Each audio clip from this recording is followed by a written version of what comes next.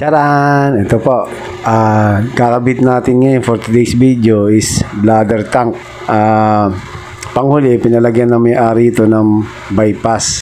Para if ever nga naman na hindi gumagana yung motor o nasira yung motor, pwede kang mag-bypass ang gamitin mo through water meter. Ayun nga po, ini-install na namin ng anak ko yung bypass.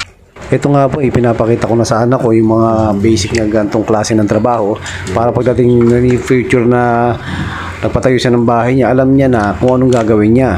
Hindi na siya kailangan humanap pa ng tubero o ng plumber para gawin to para sa kanya. At least ngayon, alam niya na.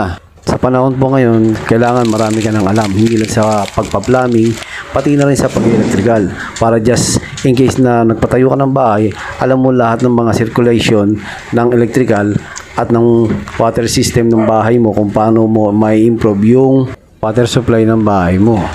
Ito nga po pala, habang nile-layout ko yung papunta dun sa bypass ng main water meter, nilalagyan ko po ito ng marking bawat T, elbow, nilalagyan ko siya ng marking papunta rin sa ball valve, papunta sa elbow uli, then papunta sa T connection uli nung water meter, para po pag ina-assemble ko siya is hindi maliligaw yung yung pupuntahan ng water line ko, hindi siya magsasaliwa at talagang tatama siya doon papunta doon sa T connection na galing sa water meter.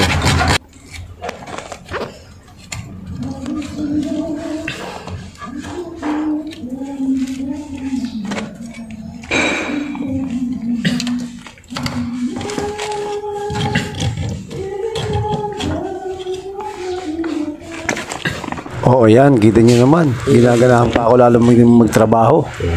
Kasi mayroon kami magaling na singer dito. Ayan, ginagamit ko na yung mahiwagang lagare. Yan ang, konting distance lang naman, pwede mo measurein yan. Konting distance lang naman. And then, pumutol ka ng PVC. Pag putol mo ng PVC, ayan na nga, i-connect ko na lang yan. Then, pag connect ko yan, patutuyuin ko na lang ng konti, then tapos na kami. Mag-water testing na kami ng bladder tank.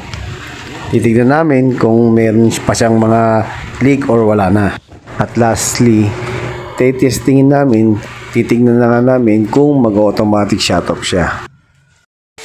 Pero syempre, sa lahat, ilagay muna natin yung power supply niya para mag-automatic shut off siya. At ito pa, siyempre dagdag kaalaman, mga workshop mates, mga ka-construction. Yung mga DIY ng construction, lutuan ng mga construction boy. Kita mo, diba? Kaya sila nagluluto, init yan, kaldero, sasalang mo lang dyan. Nakakaluto ka na ng sinaing, saka ulam. Mukha kang idea. Kailangan mag-automatic shut off siya. Konti kinisal. Konti lang. Pwede rin sa 50 yan. Kaya ng 50.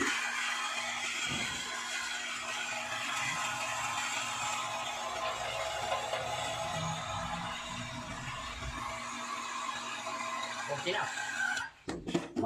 Automatic shut off. Kaya na. Job well done. Ba, matindi pala racket niya, ano?